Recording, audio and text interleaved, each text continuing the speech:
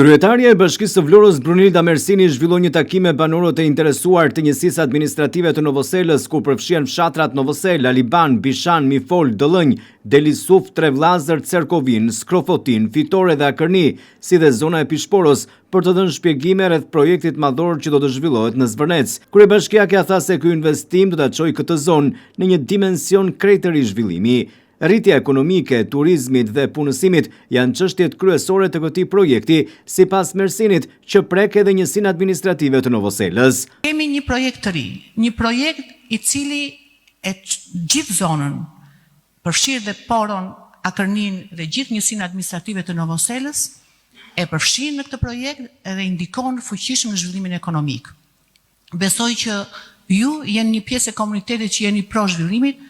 Projekti i cili po zhvillohet në zonën e Zvërnecit është një projekt që ka një investim prej 4 miliard eurosh dhe sjell qytetit të Vlorës gati 10.000 vende pune.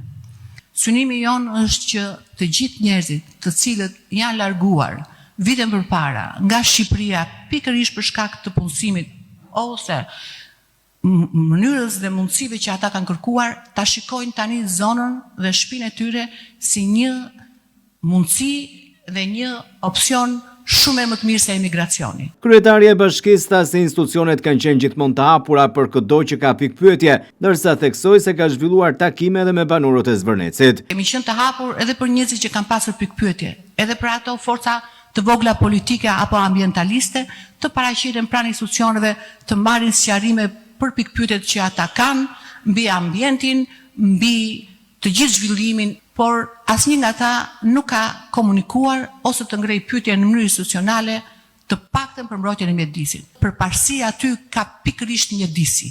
Pra aty investohet fillimisht në mjedis dhe mjedisi jo vetëm që do të pasurohet me bimësinë dhe pastaj koeficienti i ndërtimit do të jetë më i ulti në mënyrë që zona të ketë një ndërtim elitar. Kam bërë një takim përsëri me banorët e Zvërnecit, që ashtu si çuari theksova, këta janë të gjithë të hapur zhvillimi, por pikpyetjet e tyre mbi pronësinë ngelen për të sqaruar.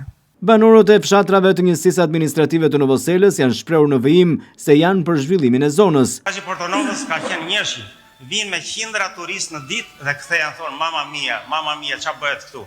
Kjo është e vërteta. Edhe një herë suksese juve, edhe inshallah bëhet për fëmijët, për një pritanë, se ne jemi drejt perëndimit. Unë pranoj zhvillimin e vendit tim, edhe këta ambientalistët që e kundërshtojnë, edhe për aeroportin ata ne thoshim të bëhet, ata thoshin trëmen Arabelat.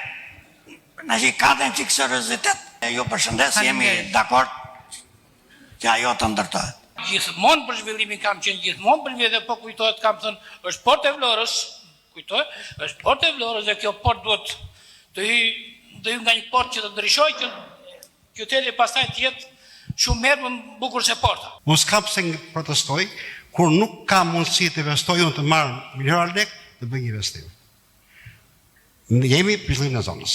Zhvillimi i vendit nuk ka vetëm arsye që të zhvillohet dhe të pastrohet, ka lidhje edhe me kulturën e njerëzve që jetojnë këtu. Nuk duhet ta zhvillojmë vendin për të qenë, por duhet ta zhvillojmë për veten tonë, për kulturën tonë. Kryetari i njësisë administrative të Novoselës, Kanan Shakaj, theksoi se janë zhvilluar të gjesa publike. Të gjithë ju keni qenë takime që janë bërë, keni qenë pro që bashkë me aeroportin, është bërë dhe studimi nga dhe revion snat. Prandaj që gjesa publike janë bërë.